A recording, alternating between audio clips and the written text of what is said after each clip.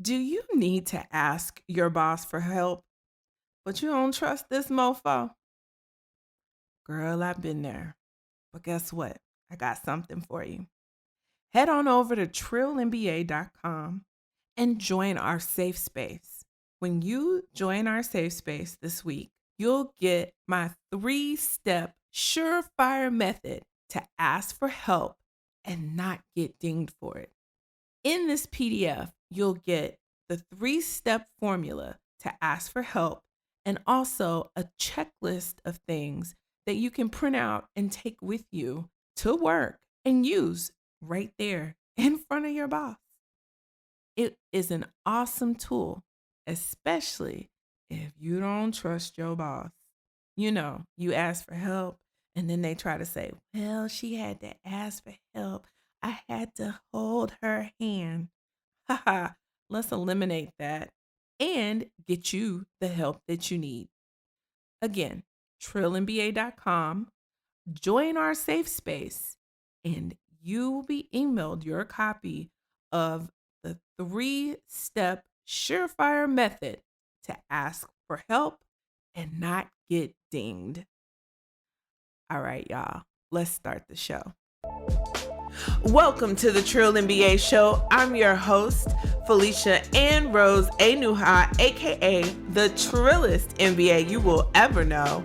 And I'm here to help you survive and thrive in corporate America by giving you the truth and being as real as only I can be.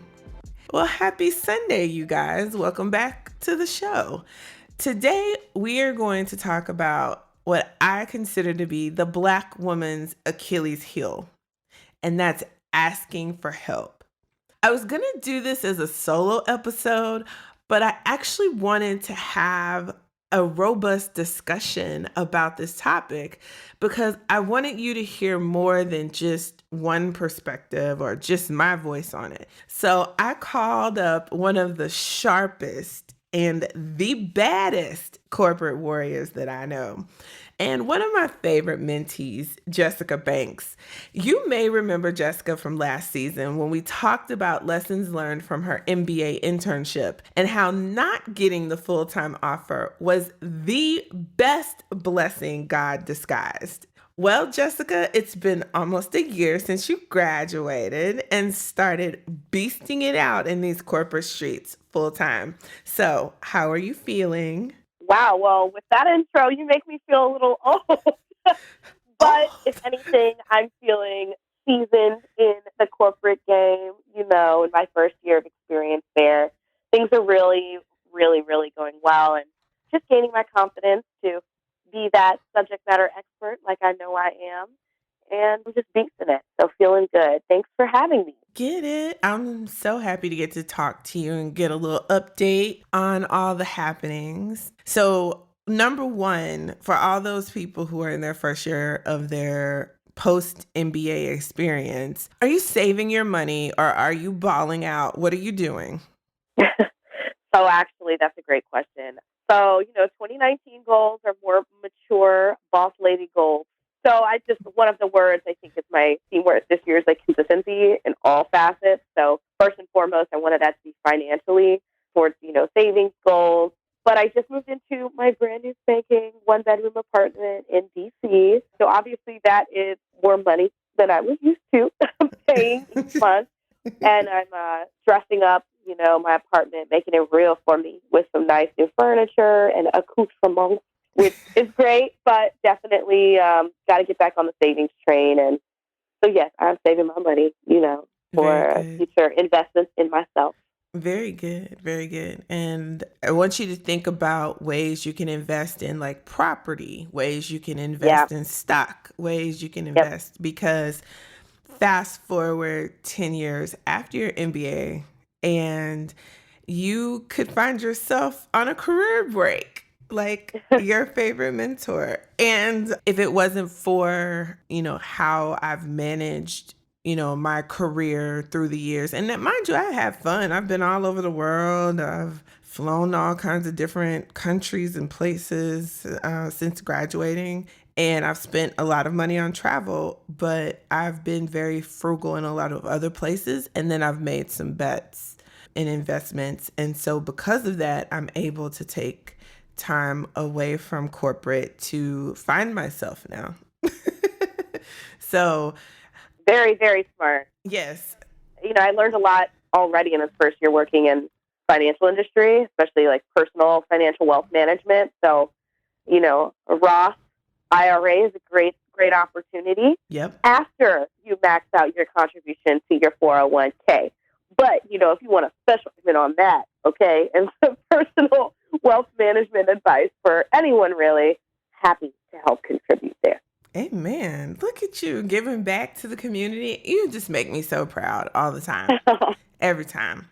So we were on the phone and I was catching up with you, and I wanted to understand, in this first year, like how it was going. And I wanted to make sure that you weren't suffering from something a lot of us suffer from, being, having our super cape corporate warrior hats and flying in and levitating and doing all the black girl magic, black excellence things that we do in corporate. Sometimes I think we forget we're human.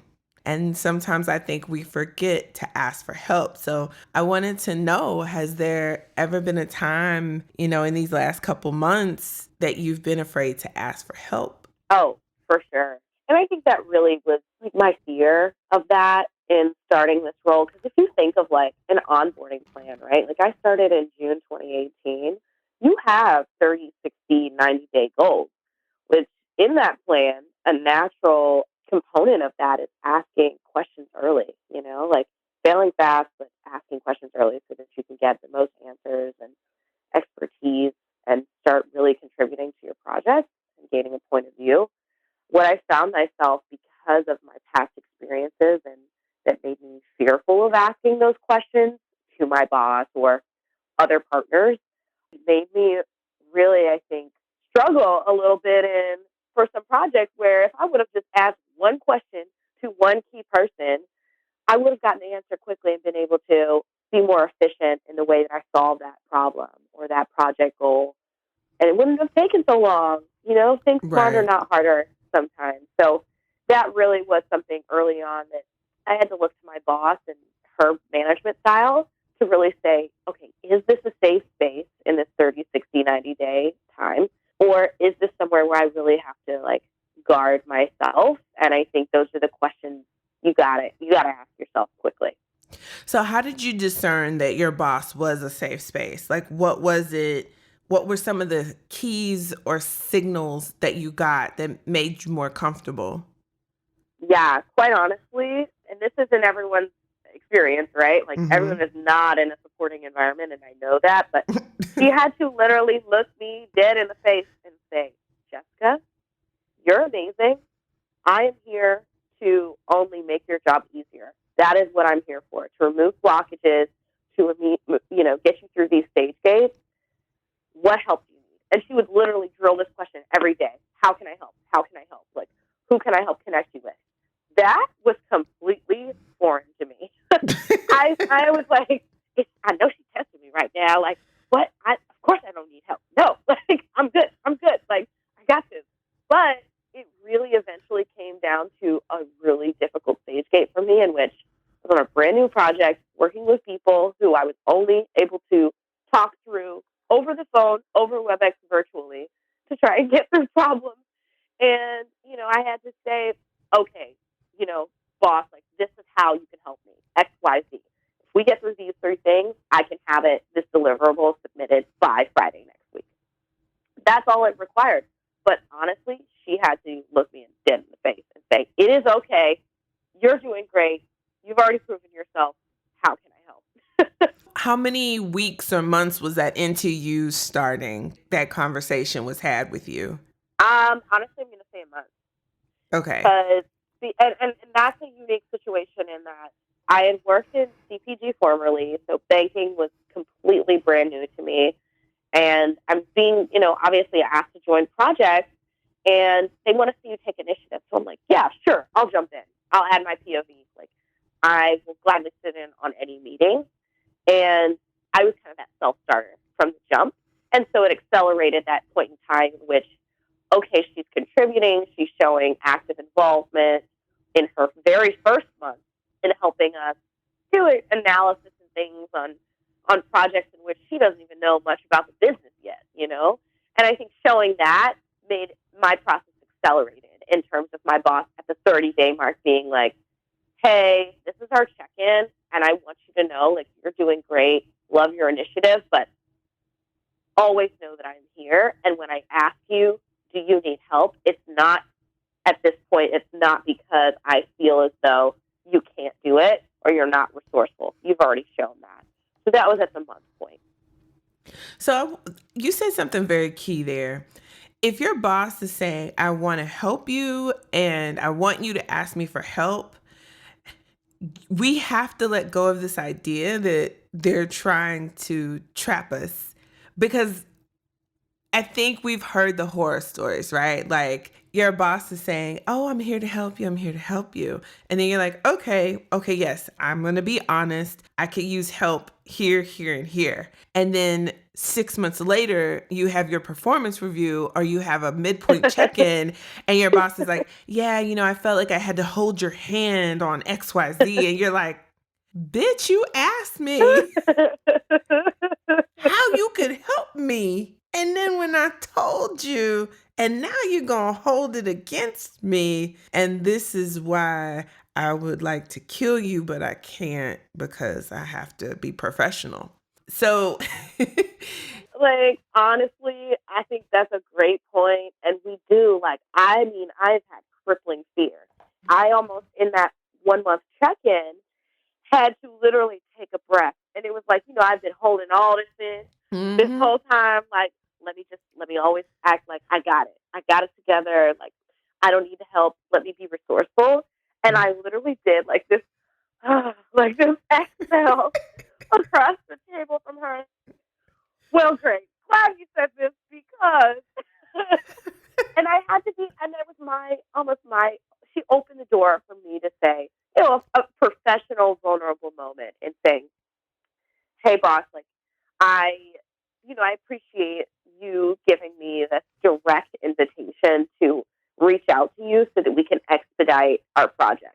I appreciate that because the reason why I don't necessarily voice up as much is because former experiences taught me this. And I was able to give her an actual kind of soundbite from something I had learned in the past. And then that gave her more context for, it's not that I don't want help, and it's not that I don't want this project to go smoothly. It's just that past experience taught me this. And you know what she said back to me? What? She was like, Jessika, I'd much rather you over-index the way that you've been doing, in that it's coming to the table with a solution-oriented mindset. You have already contacted 3 resources, right? You've contacted all the people that I've designated to you that could help you in your work.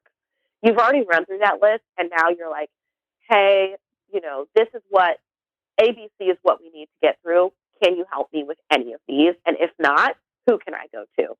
She's like, I would much rather you over-index on being the resourceful leader than being the needy leader and coming to me first.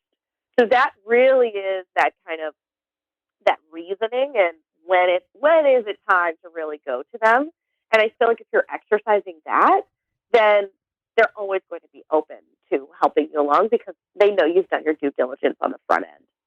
Can I just say, I have to say this one more time. I'm so proud of you. I remember your experience as an intern. And it's as if that experience was like, okay, we got to the 1 yard line and we didn't make the touchdown on that play. And so then you came back and you got the ball again. And now you're just running circles around fools and you learned. And I can't be prouder of you. And what you just said is so key, is using your relationships outside of your boss first and being resourceful and showing that effort of, I'm working to figure it out on my own first, but now I'm at a crossroads, and this is where your expertise and your responsibility as my boss comes in.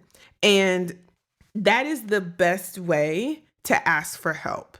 So, one, I love how you said you had this exhale moment and you had this very vulnerable yet very mature conversation Yeah. around asking for help with your boss. And I think everybody should do that. Like, you need to sit down with your boss, and at the very least, you need to understand and get clarity around what your boss's expectation is around Yeah.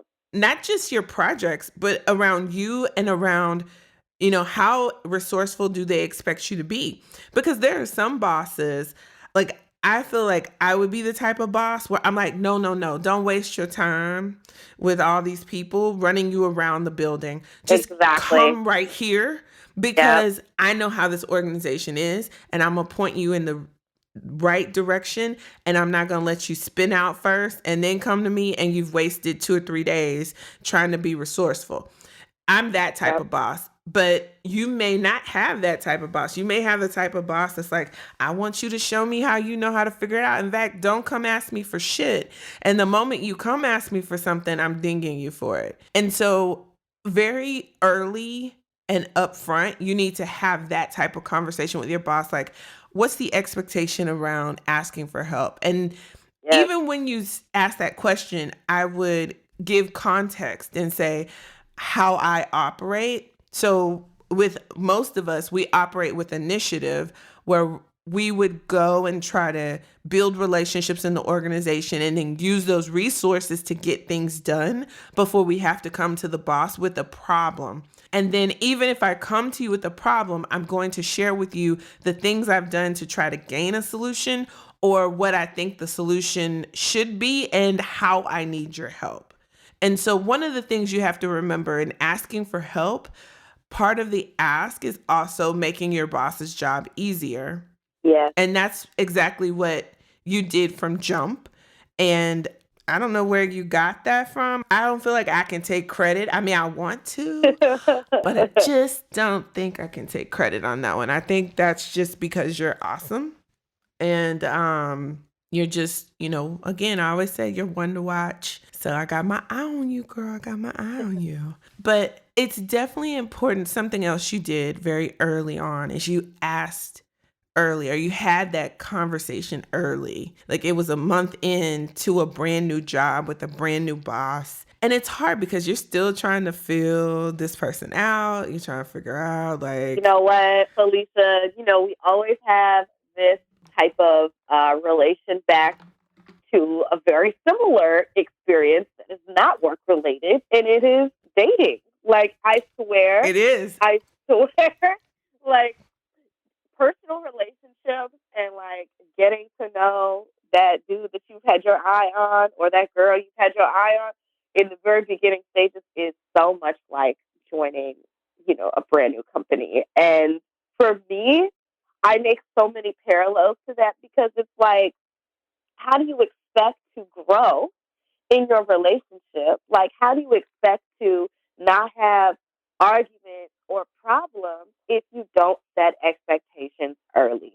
And that goes the same way for any working relationship. I don't care if it's boss, fellow colleague, teammate, or someone who, might be a subordinate to you, who reports to you. You have to set those expectations about the way in which you communicate early. And I would say the best way to initiate that conversation is, how do you best work? Like, what communication style works best for you? What communication cadence? How frequently should we be checking in? What works for you? And then that then gives me the opportunity or invitation to say, well, this is what works for me in the past or in this environment. How can we come to a meeting place here? What is the compromise that works best for this team? And it's not just now a you or I in a situation. So that I think is the best parallel to make. When in doubt, think about how you would go about it in a brand new budding love relationship. Listen, nuggets dropped. I have one more question for you because I just thought about how there's a parallel with your current work situation and what happened to you in your internship. So, in your internship, you started, and then for whatever reason, your boss was gone. Like, your boss was not your boss anymore. And then you found yourself having to report into somebody super senior in the organization. So now you're a couple months in, and your boss goes on maternity leave. You literally, like, I'm listening to you talk right now, and I'm having like this moment of, wow, it is like 180, complete different experience. And you keep saying like how proud you are of me, and I'm almost, it's these surreal moments where you realize you went through something to prepare you and equip you with like the badassery to make it through the next time you experience the exact same thing. Because I'll tell you, like, I will not say I haven't broken a sweat, right? Before my Mm-hmm. boss went on maternity leave, like, I was definitely having the flashbacks, the cold sweats, the, oh my God, I cannot believe I'm like, I've only been working here for 90 days, and she went off and had herself her second baby under 2 years old, right? Like I was almost in shock. And really it was her frequency of checking in with me of like, do you have what you need? And she set clear goals, expectations for, I'm going to be out 6 to 8 weeks. Here's what I like you to focus on. And not just a hodgepodge list of 10 different projects, partner works that I need you to look at or look into. It was, this is a prioritized list of what I need you to be focused on. Because oftentimes, I think with any go getter or overachiever, the way I look at a list is like all 10 ranked the same equally. All are important. I need to spin my wheels, burn out until all of them are solved in 6 to 8 weeks. No. She set a clear expectation for, here are 3 to 4 things. Here's rank number one. If you're going to focus on anything and get us some headway, it's going to be number one. I need, these 2, 3, and 4. It would be great if we could figure out more about it and get more details on it and come up with a more clear strategy, not necessarily boil the ocean, you know? Right. That was helpful, super helpful. And I would say that is the main differentiator from what set me up for success in this role when she left versus my past role when my boss said deuces. And so what's beautiful is now that you know what should have been done. Let's say you find yourself in this situation in another role. Yeah. Now you know, hey, before you go, leave me. This is what I Oh, need from you. exactly. Exactly. And point, we definitely do not go through things in vain. And it's almost surreal how it really is a mirror experience, but it's like, it's like mirror universes. Like, it's like, okay, here was the terrible way that this could pan out. And now I'm in a situation where I had a one-on-one pop-up with my senior director, so my boss's boss, the man who hired me into this organization. And basically, it was a mirror situation in that was, in terms of role and tenure in the org, the person that I had been reporting to when my last boss left me. And I was in a constant state of just nervousness trying to put together some type of slides to show my results over the past few weeks. And how do I show him that I'm asking the right questions but not seeming needy, I'm literally anxious. I saw this meeting pop up from his admin in my current role. And of course, I'm like, oh, interesting. Do my little research, like who else on my team had a little one-on-one scheduled? Nobody. It's just me. So of course, then I'm like, this could be good, or this could be, like something I need to worry about. And when I tell you, of course, I bring my laptop in there. I've got 3 speaking points built out about what I've been doing, over the past few weeks. What am I focused on looking into the future? And maybe how can he help? And when I tell you I put my laptop down and closed it and just sat there like a boss in front of this guy who's just literally calm, relaxed, and he's like, so how are things going? That's it. That's all it was. And I was able to very organically like work through in a professional conversation, but still maintaining that like rapport of I'm cool, I'm good, we've been handling things. Yes, there have been challenges that we face because we don't have, our boss as the direct route for answering questions from partners. But we've now, as a team, each stepped up to the plate.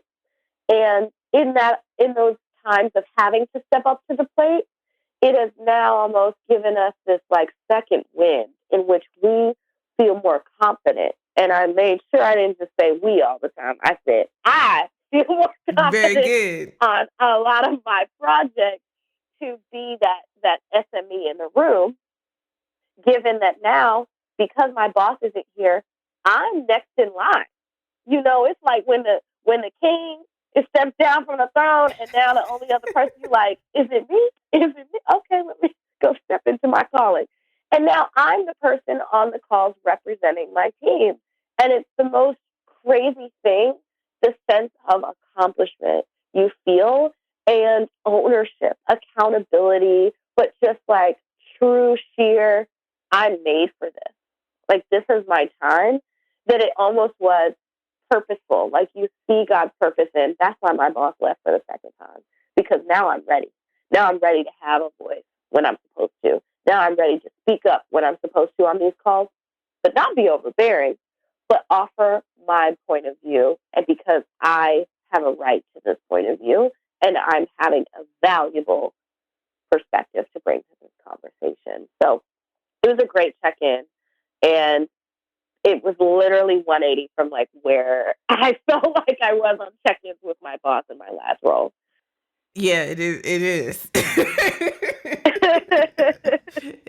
It is 180. Well, Jessika, I am so grateful for you for sharing your story.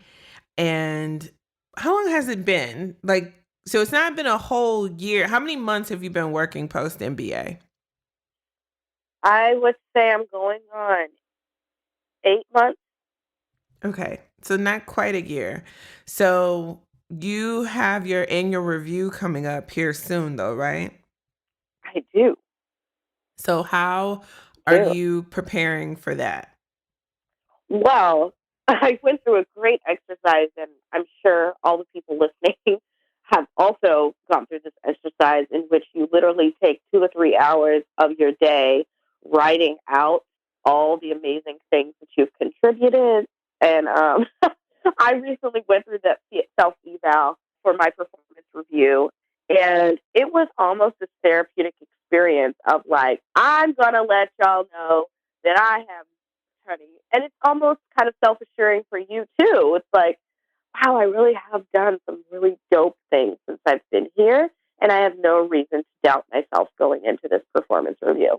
So, spoiler alert, my senior director will be giving me my performance review, given my direct manager is still out and has extended her maternity leave. In this check-in with him, I brought it up. I said, given that, my boss is out, what is the timeline? When should I expect this coming my way? And, these are the goals that I spoke about with her before she left. And I just want to make sure that I'm prepared for this conversation. Managing up, people, that's important. Yes. So Yes. I, had that conversation with him, and he said, hey, I'll be giving it to you, the performance review, and this is when you can expect bonuses. I said, cha-ching, in my head. He said, just a heads up, you're doing great work here, and excited to talk with you further. So I was like, okay, great. So that is kind of just setting the tone and the level setting myself with, this is not something I should be afraid of, but more so excited for, and outlining opportunities to be even more great in the future. So I'm excited for it. Awesome. So I want you to listen to, before you go to your performance review, I want you to listen to last week's episode about asking for a raise, because I think you're poised and primed to do so, where you're situated in your work and what you've been doing. So I want you to utilize this time of greatness and ask for more money. Okay. I'm a little scared about that, but I need to go listen. Go listen, and then you got my real number, so you can always call me. We could talk through it. But one thing I want to give you some advice on is, instead of taking those 3 hours to go through, oh my God, what have I been doing the last almost year or last year? I would every month schedule 30 to 45-minute meeting with yourself to just do a quick check-in with yourself and write That's a great out point. that stuff there. And just schedule it and stick to that and be consistent with it, so that by the time you come to your mid-year or you come to your end of year, you're already done. Like, you don't have to spend that much time sitting and trying to remember, everything you did, because sometimes you forget. Yeah. So That's a one great thing. point. Yeah, that's one thing I learned along the way, that sometimes I did, sometimes I didn't. We get busy, but again, it's about taking care of yourself in these spaces, and think of it as self-care. Like, this is 30 to 45 minutes for you, all about you, for you to sit and think about you and your impact to the organization and how you've added value. It also gives you a chance to look at things clearly. And if you need to course correct something, or you need to have a critical conversation with your manager, that's also, again, critical conversations, especially when asking for help early and often. Yeah. So those are the nuggets that we will leave you guys with today. Jessika, I want to thank you for coming on to the show and giving us an update and sharing what you've been doing, and really encouraging everybody to be open and honest and vulnerable early and often. And if you do get in a situation where you see that your boss isn't helpful, then don't focus on that. Find people who are going to help you, and then just really work to, get whatever it is you need out of your boss until you get a new boss. Because I guarantee you're going to get a new boss. Yeah, you will. So, yeah. Well, and none of that is, sorry, one last, you don't have to subject yourself, to things that are literally causing you some type of mental or emotional distress. At the end of the day, we're human beings outside of our 9 to 5, and you're an asset to the organization. So you should always, as Fair loves to say, shop yourself around, because your value is far more outweighs any type of workplace distress you might be going through. And you will get a new boss, and always know that you can be the boss of your own career. Well, mic drop. Thank you, Jessika Banks, up and coming corporate rock star, superstar. I can't wait to see you as the CEO. I'm calling it now, of a Fortune 500 company. People keep saying this, and I'm like, what? Yes, it's coming, y'all. Y'all pay attention to this one. It's gonna be on the cover of Forbes. See it. Wednesday. All right. Jessika, thanks for coming on the show. I love you forever. Hey, you guys, if you need some help or advice about specific situations that you're going through, especially if you are getting ready for career conversations, you're getting ready to prep for interviews, you are trying to figure out what it is you need to say and do, this is what I'm super good at, right, Jessika? Always. Go to trillmba.com/coaching to schedule a free 30-minute consultation with me to strategize and walk through your specific work situations. In addition, you can always email me at ask@trillmba.com. I'm happy to either answer your question or connect you to the right person if I don't have the answer. And heck, I might just send some of these people to you, Jessika. Again, that's trillmba.com/coaching to schedule a free 30-minute consultation with me, or you can always email me at ask@trillmba.com to submit your question or concern. Until next time, you guys, keep it trill. The Trill MBA Show is a Fair World Corp LLC production. Executive produced by Felicia and Rose Enuha. Music is Kick Push by Ryan Little. Keep it trill every day, y'all.